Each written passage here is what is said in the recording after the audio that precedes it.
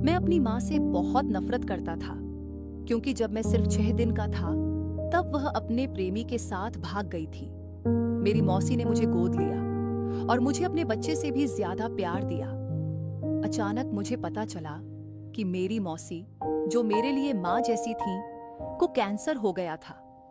जब वह जा रही थी तो उन्होंने मुझे अपनी डायरी दी और कहा कि उनके मरने के बाद इसे पढ़ाना। उनकी मौत का तीसरा दिन था जब मैंने उनके कमरे से डायरी ली और पढ़ना शुरू किया। मेरी आंखों में आंसू थे। तभी एक पुरानी तस्वीर गिरी और मेरे पैरों के पास आ गई। तस्वीर देखकर मैं जोर से चीख पड़ा, क्योंकि मैं अस्पताल के गलियारे में चुपचाप बैठा था। मेरा दिल खून के आंसू रो रहा था। आज मेरी मौसी, जो मेरे लिए माँ जैसी थी, जीवन और मौत के बीच एक लड़ाई लड़ रही थी। मुझे नहीं पता था कि उन्हें कैंसर जैसी कोई बीमारी थी जिसने उन्हें मौत के कगार पर ला खड़ा किया था। मेरी मौसी के अलावा मेरी जिंदगी में कोई नहीं था, न कोई पिता, न कोई माँ, न कोई दादी, न कोई और रिश्तेदार। मैंने कभी नहीं सोचा था कि मेरी जिंदगी अचानक इतनी दुखद हो जाएगी। मैंने उन्हें सब कुछ दिया था और उन्होंने भी मेरी जिंदगी बदल दी थी। मेरे लिए उन्होंने कभी शादी नहीं की। उन्होंने अपनी जवानी मेरे लिए कुर्बान कर दी थी। मैं सिर झुकाकर उनके बारे में सोच रहा था जब अचानक आईसीयू का दरवाजा खुला। मैं घबराकर उठ गया और डॉक्टर की तरफ भागा। डॉक्टर ने मेरी तरफ देखा और पूछा, आप मिस्टर कौशिक हैं? मैंने हाँ में सिर हिलाया और उन्होंने कहा, आपकी मरीज आपको अंदर बुला रही है, लेकिन उससे पहले मुझे आपको कुछ बताना है। मैंने कहा, मैं आपकी बात बाद में सुनूंगा, मैं उनसे पहले मिलना चाहता हूं। लेकिन डॉक्टर ने मेरी कलाई पकड़ ली और कहा, कृपया अभी इंतजार करें, उनके पास ज्यादा समय नहीं है। ये सुनकर मेरा दिल धक से रह गया। ऐसा लगा जैसे किसी ने मेरा दिल सीने से निकालकर अपनी मुट्ठी में जकड़ लिया हो। डॉक्टर ने आगे कहा, आपकी मरीज को कैंसर है और यह अंतिम चरण में पहुंच चुका है। वह पहले भी हमारे पास आई थीं और मैंने उन्हें इलाज शुरू करने की सलाह दी थी, लेकिन वह सिर्फ जरूरत पड़ने पर दवाएं लेती थीं और फिर चली जाती थीं। उन्होंने अपनी जान जोखिम में डाली और सिर्फ वही जानती थीं कि उन्होंने ऐसा क्यों किया। हम में से कोई भी इसका पता नहीं लगा सका और आज वह कुछ ही घंटों में भगवान को प्यारी हो सकती हैं। डॉक्टर ने मेरे कंधे पर हाथ रखा और कहा, जो भी आपके दिल में है उनसे कह दो, उनका मनोरंजन करो, उनके पास सिर्फ कुछ ही घंटे बचे हैं। यह कहकर वह चले गए और मुझे ऐसा लगा जैसे किसी ने मुझे पूरी तरह से असहाय, चिलचिलाती धूप में अकेला खड़ा छोड़ दिया हो। मैंने तुरंत अपना सिर हिलाया और बड़बड़ाया, ऐसा नहीं हो सकता, आप मुझे ऐसे धोखा नहीं दे सकती। मैंने हमेशा सोचा था कि मेरी मौसी को कैंसर के बारे में नहीं पता था, लेकिन मुझे क्या पता था कि वह सच्चाई जानती थी और अपनी दवाएं लेने आती थी। गुस्से में मैं कमरे में घुस गया, लेकिन अगला पल मेरी जान लेने के लिए काफी था। उनके शरीर पर ऑक्सीजन मास्क और बड़ी मशीनें लगी थीं, लेकिन उनकी उंगलियां हिल रही थीं, जिसका मतलब था कि वह अभी भी जिंदा थीं। मैं उनकी तरफ भागा, लेकिन जैसे ही मैंने उनका दर्द भरा चेहरा देखा, मेरी आंखों से आंसू बहने लगे। वह सभी पल जब मैं उन पर शक करता था, मेरी आंखों के सामने कौंध गए। इससे पहले कि मैं कुछ कह पाता, उन्होंने मेरा हाथ पकड़ा और धीमी आवाज में कहा, कैसे हो कौशिक? बिना सोचे मैं फूट पड़ा। आपको इस हालत में देखकर एक बेटा कैसे हो सकता है? क्या आपको पता है कि मैं किस हालत में हूं? अगर आपको कुछ हो गया तो मैं क्या करूंगा? इस बड़ी दुनिया में आपके अलावा मेरा कौन है? आपने मेरे साथ ये कैसा अन्याय किया है? जब आपको पता था कि आपको कैंसर है तो आपने इलाज क्यों नहीं करवाया? हमारे पास सब कुछ था, मैं काम कर रहा था, हमारी अच्छी इनकम थी, आपका इलाज आसानी से हो सकता था, तो आपने मुझे क्यों नहीं बताया? आपने अपने साथ और मेरे साथ यह अन्याय क्यों किया? मैं आपके बिना इस दुनिया में कैसे रहूंगा? ये कहते हुए मैं टूट गया और रोने लगा। मैं अपनी माँ को खो चुका था, मैं अपने पिता को खो चुका था, मेरे सभी रिश्तेदार और दोस्त चले गए थे, लेकिन मैं इस औरत को नहीं खोना चाहता था। मेरी जिंदगी उन्हीं में बसती थी। ऐसा लगा जैसे अगर उन्हें कुछ हुआ तो कौशिक भी मर जाएगा। इससे पहले कि मैं कुछ और कह पाता, उन्होंने धीमी आवाज में कहा, मेरे पास ज्यादा समय नहीं है कौशिक, मेरी बात सुनो। मैं उनके पास बैठ गया, उनके चेहरे को अपने हाथों में लिया और गिड़गिड़ाया, मुझे अकेला मत छोड़ो, मैं तुम्हारे बिना नहीं रह सकता। वह घर मुझे तबाह कर देगा, कृपया ऐसा मत कहो। उन्होंने मेरी आंखों में देखा और कहा, हर इंसान को एक दिन इस दुनिया को छोड़कर जाना पड़ता है। मेरा समय आ गया है, लेकिन तुम अभी भी जियोगे। तुम सिर्फ जिंदगी से गुजरोगे नहीं, तुम इसे जियोगे। मुझसे वादा करो कि तुम खुद को खत्म नहीं करोगे। तुम मेरे बिना भी अपना ख्याल रखोगे, शादी करोगे, बच्चे पैदा करोगे और एक खुशहाल जिंदगी जियोगे। लेकिन सबसे पहले मुझे माफ कर दो। उनकी बातें सुनकर मैं हैरान रह गया। हकीकत में मुझे ही माफी मांगनी चाहिए थी, क्योंकि मैं उनकी हालत से अनजान था। अगर मैंने उन पर ध्यान दिया होता तो वह आज इस हालत में नहीं होती। इससे पहले कि मैं कुछ कह पाता, उन्होंने आगे कहा, जब जिंदगी की सच्चाई तुम्हारे सामने आएगी और मेरा सच सामने आएगा तो मुझसे नफरत मत करना। मैंने जो कुछ भी किया वह सिर्फ तुम्हारे लिए प्यार से किया। तुम मेरी जिंदगी में एक बेटे के रूप में नहीं, बल्कि मेरे सब कुछ के रूप में आए। ये कहते हुए उनकी आंखों में आंसू आ गए। मैंने उनका चेहरा पकड़ा, उनके माथे को प्यार से चूमा और कहा, आपसे नफरत करने का तो सवाल ही नहीं उठता।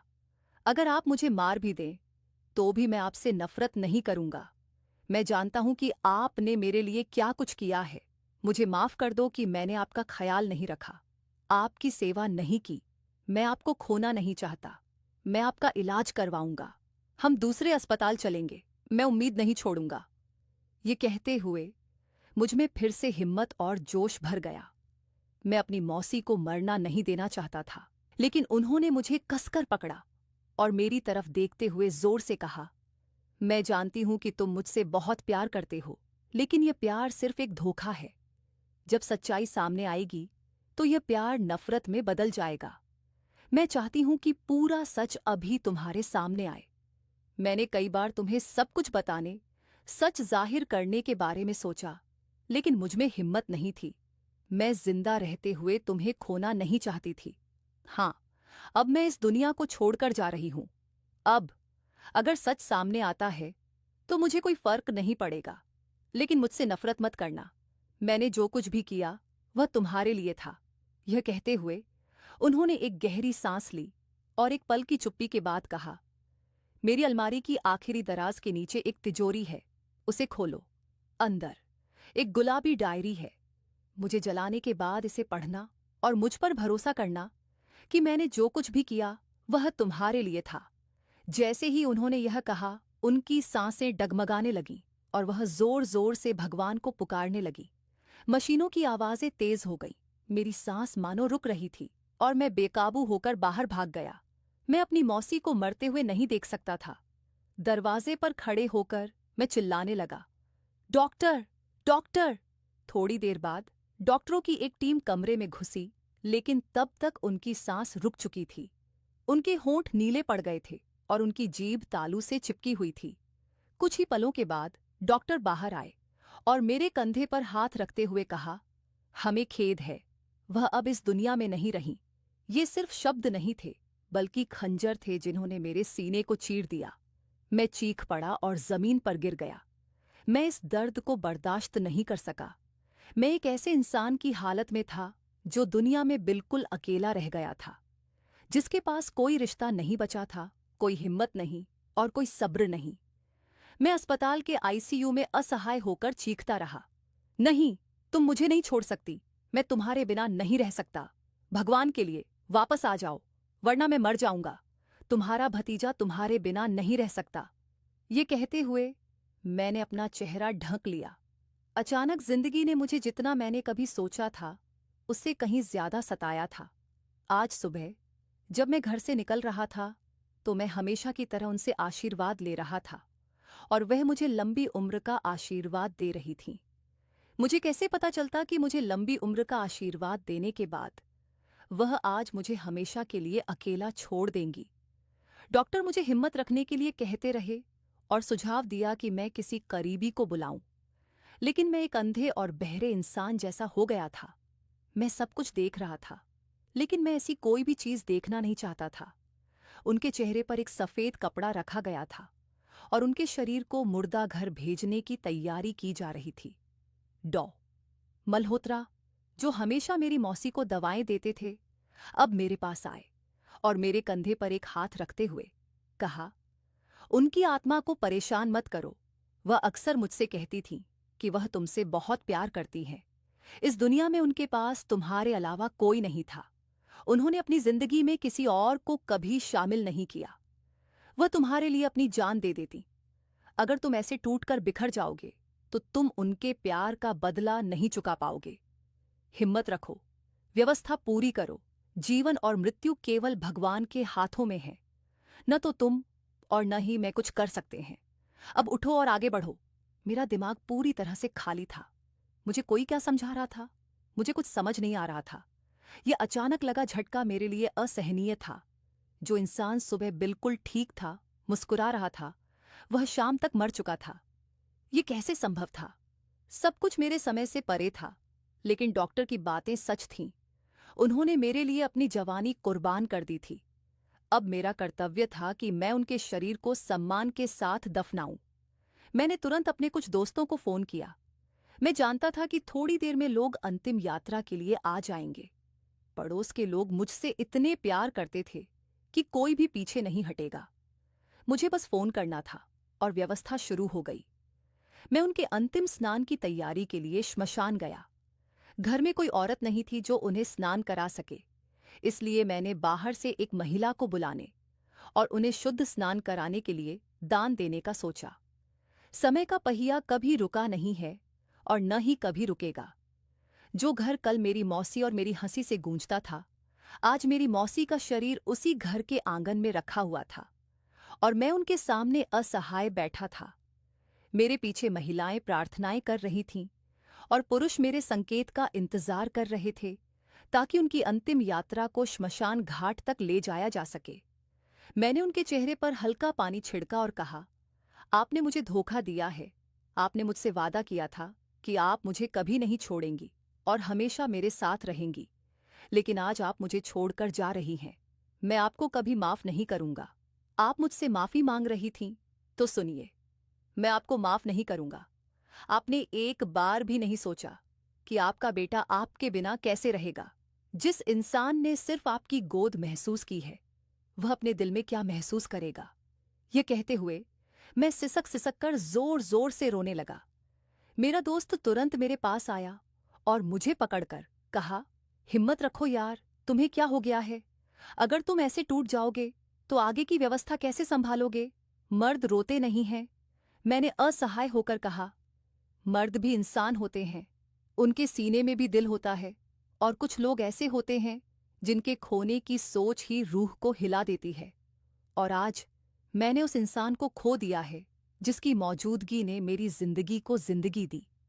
ये कहते हुए मैंने अपने दोस्त को गले लगा लिया और पड़ोस के लोग मुझे सांत्वना देते रहे। थोड़ी देर बाद राम नाम सत्य है के जयकारे गूंजे और उनके शरीर को कंधों पर उठाया गया। ये समय मेरे लिए मौत से कम नहीं था।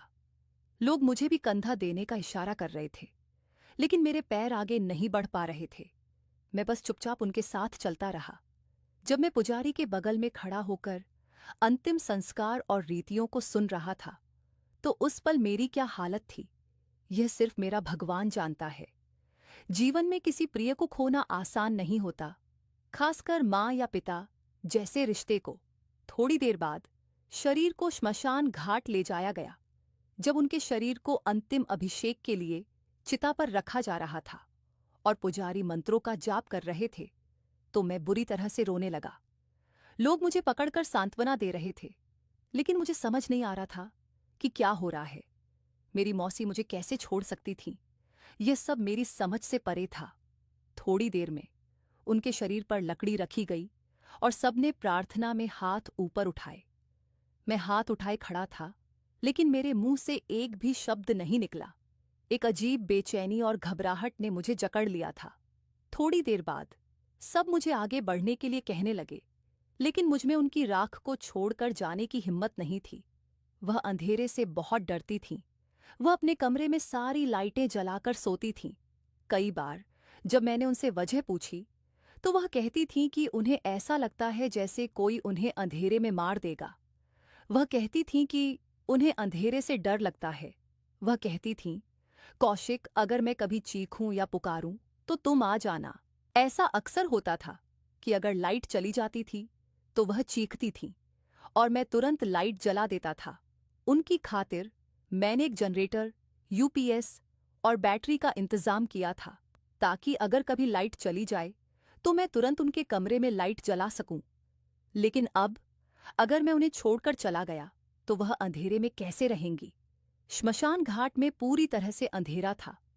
मेरे दोस्त ने मेरा हाथ पकड़ा और कहा, कौशिक उठो, हमें चलना चाहिए, अंधेरा हो रहा है। लेकिन मैंने सिर हिलाया और कहा, मैं यहीं रहूंगा। मेरी मौसी अंधेरे से डरती है, वह अकेली नहीं रह सकती। उसने कहा, देखो, यहां बहुत से लोग दफनाए गए हैं और सालों से हैं। उनकी आत्माएं जा चुकी हैं, उनमें कुछ भी नहीं बचा है। हिम्मत रखो और घर जाओ, तुम ऐसे यहां नहीं बैठ सकते। लेकिन मैंने रोते हुए कहा, कृपया समीर, आज ऐसा मत कहो। मैं नहीं जा सकता, मुझसे बहस मत करो।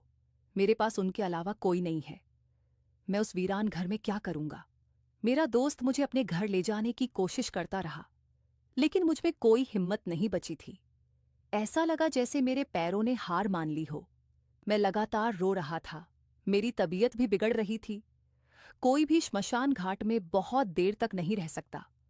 कुछ दोस्तों ने मुझे जबरदस्ती खड़ा किया और बाहर लाए, जबकि मेरा दिल वहीं रहना चाहता था।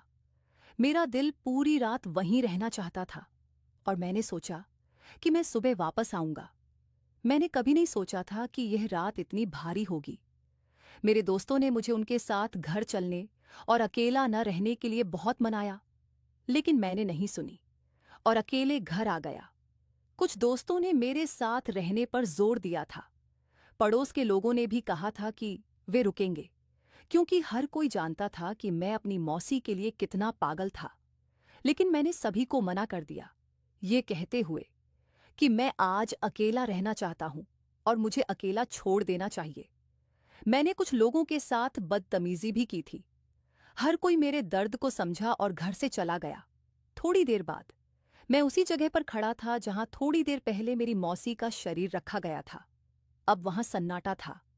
थोड़ी देर बाद मैं उनके कमरे की तरफ बढ़ा। जैसे ही मैं कमरे में घुसा, मेरी नज़र उनकी तस्वीर पर पड़ी और मैं फिर से रोने लगा। उस पल मुझे एहसास हुआ कि मर्द भी रोते हैं। वह अक्सर कहती थीं, तुम बहुत कठोर दिल के हो। मैं तुम्हें कितना भी डांटूं, मारूं या तुम गुस्सा हो जाओ, तुम्हारी आंखों से आंसू नहीं निकलते। जिस दिन मैं इस दुनिया को छोड़ूंगी, तुम तड़प तड़प कर रोओगे और मैं प्रार्थना करती हूं कि तुम रो, ताकि तुम्हें पता चले कि रोना कितना दर्दनाक होता है। उनकी बातें याद करके मैं और भी ज्यादा रोने लगा। तस्वीर को देखते हुए मैंने कहा, देखो मौसी, आपका भतीजा आज पूरी तरह से अकेला है और रो रहा है। उसकी आंखों से आंसू बह रहे हैं, लेकिन कोई नहीं है जो उसके बारे में पूछे। जब आपने मुझे 6 दिन के बच्चे के रूप में अपनी बाहों में लिया था, तब भी मैं रो रहा होगा। तो आपने मुझसे ऐसा क्यों कहा? आपने मेरे दिल को क्यों जलाया? मैं जमीन पर लेटकर रोने लगा। मेरी माँ के वो दर्द भरे पल मेरी आंखों के सामने तैरने लगे। मेरे पैदा होने से पहले मेरे पिता की मौत हो चुकी थी। मेरी मौसी ने मुझे बताया था कि उन्हें दिल का दौरा पड़ा था और वह दुख बर्दाश्त नहीं कर पाए थे और गुजर गए थे। मैं 9 महीने बाद इस दुनिया में आया और मेरी माँ ने जन्म देने के 6 दिन बाद मुझे पूरी तरह से अकेला छोड़ दिया और अपने प्रेमी के साथ भाग गई। एक 6 दिन का बच्चा जिसे अपनी माँ की परवाह नहीं थी और न ही अपने पिता की मौजूदगी का एहसास था। वह सिर्फ रोता था और दूध मांगता था। उस समय मेरी मौसी ने मेरा ख्याल रखा। वह भी अविवाहित थीं और उन्होंने मेरे कारण अपनी आने वाली शादी रद्द कर दी थी। लोगों ने कहा कि इस बच्चे को अनाथ छोड़ देना चाहिए, लेकिन उन्होंने ऐसा नहीं किया। इसके बजाय उन्होंने मुझे अपने बच्चे की तरह पाला। मेरे लिए उन्होंने अपनी शादी तक छोड़ दी और कड़ी मेहनत की। उन्होंने एक नौकरी की और जब मैं काबिल हुआ और उन्हें एक बेहतर जिंदगी देने वाला था, तो वह मुझे छोड़ गईं। आज मेरा अस्तित्व जहर जैसा महसूस हो रहा था। मुझे खुद को खत्म करने का मन कर रहा था। कुछ दिनों से मेरी मौसी थोड़ी बदली हुई लग रही थी। वह न तो खा रही थी और न ही मुझसे बात कर रही थी। वह बस बार बार कहती थी, मुझसे कभी नफरत मत करना, यानी याद रखना कि मैंने तुम्हारे लिए क्या कुछ किया है। मैंने सोचा कि अगर मैंने अपना ख्याल नहीं रखा तो मैं मर जाऊंगा, और मैं एक बुरी मौत नहीं मरना चाहता था। पूरी रात रोने और सिसकने में बीत गई और मैं सुबह उठा। मैं मुश्किल से आधे घंटे सोया था। फिर बिना कुछ खाए मैं श्मशान घाट पहुंचा और उनकी राख पर बैठकर जोर जोर से रोने लगा। मैं उन्हें अपनी पीड़ा के बारे में बताने लगा कि उनके बिना घर कितना वीरान था। यहां तक कि श्मशान घाट भी मुझे आबादी वाला लग रहा था। मैं उनके साथ काफी देर तक बैठा रहा। फिर मुझे जाने के लिए कहा गया। मुझसे कहा गया कि वहां न बैठूं। मुझे नहीं पता कि लोगों को मुझसे क्या समस्या थी, लेकिन मैं वहां बैठकर उनका दर्द हल्का करना चाहता था। उनसे पूछना चाहता था कि उनकी रातें कैसी गुजरीं। जब मैं घर वापस आया तो मेहमान आ चुके थे। सबने पूछा कि मैं कैसा हूं और मुझे खिलाया, लेकिन मेरे गले से एक भी कौर नहीं उतरा। खोने का एहसास मुझे अंदर से तबाह कर रहा था। समय की गति कभी रुकी नहीं है और न ही कभी रुकेगी। 3 दिन बीत चुके थे और वे 3 दिन मेरे लिए प्रलय से कम नहीं थे। मैंने अब खुद को संभाला था, क्योंकि अगर मैं ऐसा नहीं करता तो मैं मर जाता, और मैं एक अपमानजनक मौत नहीं मरना चाहता था। सब लोग चले गए। मैं अपनी मौसी के कमरे में बैठा था। अचानक मुझे उनके आखिरी शब्द याद आए। अलमारी की आखिरी दराज के नीचे एक तिजोरी है, उसमें एक गुलाबी डायरी है। इसे जरूर पढ़ना और मुझसे नफरत मत करना। मैंने जो कुछ भी किया वह तुम्हारे लिए था। यह याद करके मैं तुरंत खड़ा हो गया। मैंने अलमारी खोली और उनके कपड़े, दुपट्टा, कमीज, गहने और पैसे मेरे सामने थे। ये सोचकर मेरी आंखों से फिर से आंसू बह गए कि एक इंसान आपकी जिंदगी में कितना करीब आ सकता है। कांपते हाथों से मैंने तिजोरी खोली, डायरी निकाली और चुपचाप सोफे पर बैठ गया। मेरा दिल जोर से धड़क रहा था। मुझे डायरी वापस रखने का मन हुआ, लेकिन मैंने फिर भी इसे खोला। पहले पन्ने पर मेरे प्यारे बेटे कौशिक बड़े अक्षरों में लिखा था। मेरे चेहरे पर एक लंबी मुस्कान फैल गई और उसके नीचे हमारी एक तस्वीर थी जिसे मैंने चूमा। पहला पन्ना इस तरह लिखा था, मेरे प्यारे बेटे, जब तुम यह डायरी पढ़ोगे तो मैं इस दुनिया में नहीं होऊंगी, या मैं तुम्हारी जिंदगी से बहुत दूर चली गई होऊंगी। मैं जानती हूं कि इसके बाद तुम मुझसे नफरत कर सकते हो, लेकिन मैं तुमसे भीख मांगती हूं कि मुझसे नफरत मत करना। मैं तुमसे बहुत प्यार करती हूं। मैंने खुद को बर्बाद कर दिया। मैंने पूरे परिवार को तबाह कर दिया, लेकिन मैं क्या कर सकती थी? तुम्हारा अस्तित्व मेरे लिए बहुत खुशी की बात थी, जैसे चांद हमारे घर में उतर आया हो। तुम्हारे पिता को दिल का दौरा पड़ा था और वह अब इस दुनिया में नहीं है, और यह दिल का दौरा तुम्हारी मां की वजह से था। मैं उस औरत को कभी माफ नहीं करूंगी। वह बार बार मेरे भाई को पैसे के लिए परेशान करती थी, और तुम्हारी मां ने कभी उनके दर्द को नहीं समझा। वह सिर्फ कहती थी कि तुम हम पर एक बोझ थे। मैंने तुम्हारी मां से कई बार ऐसा न करने की विनती की, लेकिन वह सिर्फ अपने बारे में सोचती थी, और जब तुम उसके गर्भ में आए तो वह किसी और के लिए गिर पड़ी। उसने यह भी नहीं सोचा कि उसके शब्दों ने तुम्हारे पिता को कितना दुख पहुंचाया था। जब तुम्हारी मां 5 महीने की गर्भवती थी तो तुम्हारे पिता और उसके बीच एक भयानक लड़ाई हुई थी। तुम्हारे पिता ने कहा कि डिलीवरी सरकारी अस्पताल में होगी, क्योंकि वह एक निजी अस्पताल की फीस नहीं उठा सकते थे। लेकिन तुम्हारी मां ने साफ कह दिया कि अगर तुम निजी अस्पताल नहीं जाओगे तो मैं तुम्हें बच्चे के साथ छोड़कर चली जाऊंगी। उसने कहा कि वह भीख मांगकर गुजारा कर लेगी, लेकिन उसके साथ नहीं रहेगी। उस समय मैंने अपनी सोने की चेन अपने भाई को दे दी और उसे आश्वासन दिया कि उसे चिंता नहीं करनी चाहिए, मैं सब कुछ संभाल लूंगी। मेरी शादी में सिर्फ कुछ ही महीने बचे थे, फिर भी मैंने अपने भाई का साथ नहीं छोड़ा। लेकिन जब तुम्हारी मां को इस बारे में पता चला तो वह बहुत गुस्सा हो गई और अपना सामान पैक करके जाने लगी। ठीक उसी समय तुम्हारे पिता को दिल का दौरा पड़ा और वह हमें हमेशा के लिए छोड़कर चले गए। वह मेरे लिए सबसे मुश्किल पल था, क्योंकि मैं अपने पिता को खो चुकी थी और मैंने अपने भाई में एक पिता का रूप देखा था। लेकिन जब वह भी चले गए तो मेरा दिमाग पूरी तरह से सुन्न हो गया। मैं कहाँ हूँ? मैं क्या कर रही हूँ? मुझे कुछ समझ नहीं आया। ठीक 1 हफ्ते बाद तुम्हारी दादी, मेरी माँ भी अपने बेटे के दुख को बर्दाश्त नहीं कर पाईं और इस दुनिया को छोड़कर चली गईं। हमारा घर बिखर गया और मैं इन सब के लिए तुम्हारी माँ को जिम्मेदार मानती रही। लेकिन अब जब मैं इसके बारे में सोचती हूँ तो मैं समझती हूँ कि यह मेरी गलती थी, क्योंकि जीवन और मृत्यु का फैसला ऊपर वाला करता है, इंसान नहीं। हाँ, ये सच था कि तुम्हारी माँ लगातार तुम्हारे पिता को परेशान करती थी और कई बार मेरा दिल उन्हें मार डालने का करता था। लेकिन मैं मजबूर थी, क्योंकि वह मेरे भाई की पत्नी थी। वह एक विधवा बन चुकी थी और मैंने जानबूझकर उनका ख्याल रखना शुरू कर दिया ताकि वह मुझे अपनी सबसे अच्छी दोस्त मान सके। उसने सोचा कि मेरे भाई और माँ को मारकर वह जीत गई थी, लेकिन वह मेरे दिल में नफरत के बारे में क्या जानती थी। मैं बस तुम्हारे जन्म का इंतजार कर रही थी। समय कभी रुका नहीं है और न ही कभी रुकेगा। मैंने पूरी दुनिया से लड़ाई लड़ी और तुम्हारी माँ को अपने पास रखा। रिश्तेदारों ने मुझे ताना मारा, तुम इस औरत को क्यों रख रही हो? इसका और इसके बच्चे का इस घर से कोई लेना देना नहीं है। उसी औरत की वजह से तुम्हारा भाई इस दुनिया को छोड़कर चला गया।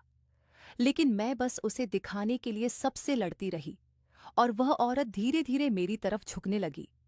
उसने अपने घर और रिश्तेदारों से खुद को काट लिया और मेरे आसपास रहने लगी। उसे कोई अंदाजा नहीं था कि मैं उसके बारे में क्या सोच रही थी। कौशिक, मुझे माफ कर दो। मैंने कुछ बहुत गलत किया। मैं अगला पन्ना पढ़ रहा था जब अचानक मेरा मोबाइल फोन बजा। स्क्रीन पर एक अनजान नंबर चमक रहा था। पहले मैंने इसे नजरअंदाज कर दिया और फिर पन्ना पढ़ने पर ध्यान देना शुरू कर दिया।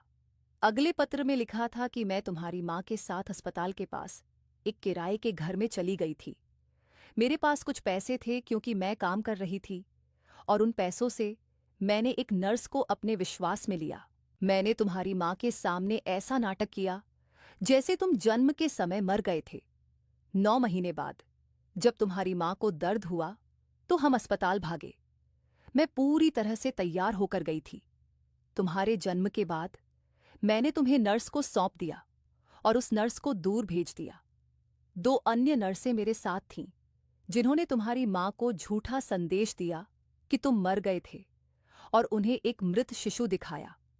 मैंने यह सब इसलिए किया ताकि वह औरत हमारी जिंदगी से दूर रहे, और ऐसा ही हुआ। तुम 6 दिन तक उस नर्स के घर पर रहे और फिर मैंने तुम्हारी माँ से मुझे छोड़कर जाने के लिए कहा। मैं जानती हूं कि मैंने तुम्हारे साथ बहुत गलत किया। मैंने तुम्हें तुम्हारी माँ से दूर रखा। यह सब मेरा गुस्सा था। मेरे जीवन के इस पड़ाव पर मुझे गहराई से एहसास होता है कि एक माँ के लिए एक बच्चा कितना कीमती होता है। मुझे पता चला कि तुम्हारी माँ सदमे से पागल हो गई थी और अब एक मानसिक अस्पताल में है। मुझे खुद पर बहुत शर्म आती है। मुझे माफ कर दो और अगर हो सके तो अपनी माँ को ढूंढो। तुम्हारी मौसी तुम्हारी दूसरी माँ है। मुझसे नफरत मत करना। मैं तुमसे बहुत प्यार करती हूँ। ये पत्र मेरे लिए जानलेवा था। मैं असहाय हो गया और अपनी जगह से खड़ा हो गया। मैंने इनकार में सिर हिलाया। नहीं, ये सब झूठ है। ऐसा नहीं हो सकता। वह मेरे साथ ऐसा नहीं कर सकती। वह ऐसी नहीं है। ये सोचते हुए मैं फिर से जोर से रोने लगा। लेकिन तभी मेरा फोन फिर से बजा। जब फोन बार बार बजा तो मुझे इसका जवाब देने के लिए मजबूर होना पड़ा। जैसे ही मैंने हेलो कहा, दूसरी तरफ से एक कांपती हुई जानी पहचानी आवाज आई। कैसे हो कौशिक? किसी वजह से जैसे ही मैंने उनकी आवाज सुनी, मेरा दिल जोर से धड़कने लगा और एक पल के लिए मेरा हाथ भी कांप गया। महिला कुछ कहने ही वाली थी कि कॉल कट गई। मैंने तुरंत वापस कॉल किया क्योंकि उनकी आवाज सुनने का असर कुछ और था। मेरे दिल ने फिर से कॉल करने का आग्रह किया, वरना मैं उस समय फोन कॉल से बहुत गुस्सा था। लेकिन फोन नहीं उठाया गया। मैंने सोचा कि शायद यह गलत नंबर था और फिर चुप हो गया। तभी एक तस्वीर मेरे पैरों के पास गिरी। जब मैंने वह तस्वीर उठाई तो अगला पल चौंकाने वाला था। वह तस्वीर मेरी कॉलेज की प्रिंसिपल सुश्री सुनैना की थी। तस्वीर के पीछे मेरे पिता का नाम, उनकी शादी की सालगिरह और उनकी मौत की तारीख भी लिखी थी। यह देखकर मैं बहुत देर तक कुछ नहीं कह पाया। मेरे दिमाग में सवालों का एक बवंडर उठ गया। अगर यह मेरी प्रिंसिपल की तस्वीर है तो ये यहाँ कैसे आई, और मेरी प्रिंसिपल का चेहरा मेरी माँ से इतना मिलता जुलता क्यों है?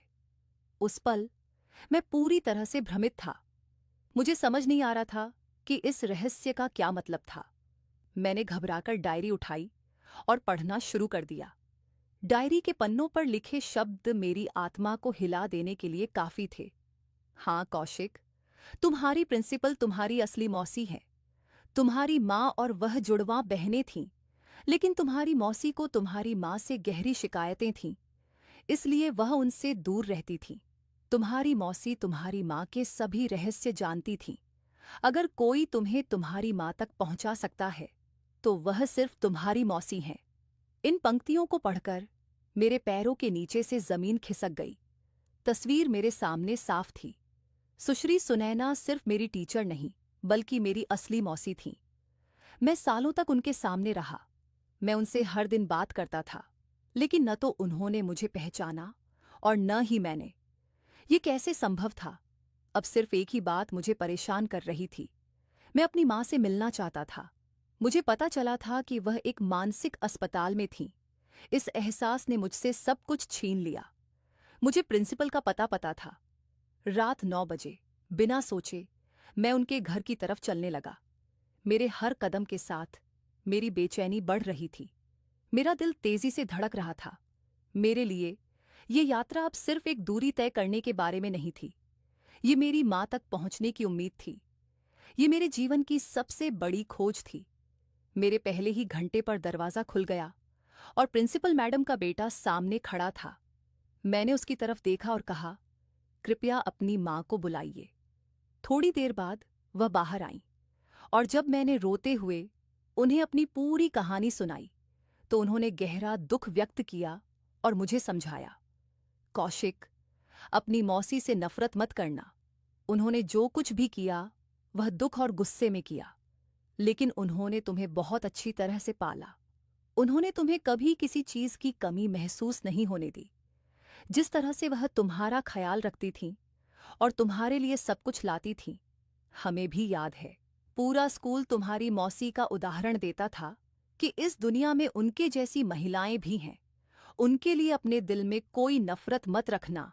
मैंने उनकी बातों का जवाब नहीं दिया। मैंने बस अपनी माँ का पता लिया और सीधे अस्पताल चला गया। जब मैं वहां गया और अपना परिचय दिया और अपनी माँ के बारे में पूछा तो यह मेरे लिए मौत से कम नहीं था। मेरी माँ को उनके पागलपन के लिए इंजेक्शन दिए जा रहे थे और वह पूरी तरह से चुपचाप बैठी थीं। मैं उनके वार्ड की तरफ भागा और जैसे ही मैं कमरे में घुसा, वह पल ऐसा था जैसे मुझे 25 साल बाद अपनी जिंदगी वापस मिल गई हो। मैं भागा और उन्हें गले लगा लिया। पहले उन्होंने मुझे पहचानने से इनकार कर दिया। उनके चेहरे पर एक तरह की हिचकिचाहट थी, जैसे मेरी मौजूदगी उनके लिए एक पुराने घाव को फिर से खोल रही थी। लेकिन एक माँ का प्यार छिपाया नहीं जा सकता। उनकी आंखों में जो आंसू जमा हुए थे, उन्होंने मेरी सारी हिचकिचाहट को धो दिया। आखिरकार जब मैंने अपनी मौसी द्वारा लिखी गई डायरी का हर पन्ना उनके हाथों में रखा तो उन्होंने एक सांस ली और धीरे से कहा, शायद तुम्हारे पिता और दादा की मौत मेरे कर्मों का नतीजा है। यह मेरी सजा है। उनकी बातें सुनकर मेरा दिल थोड़ा टूट गया।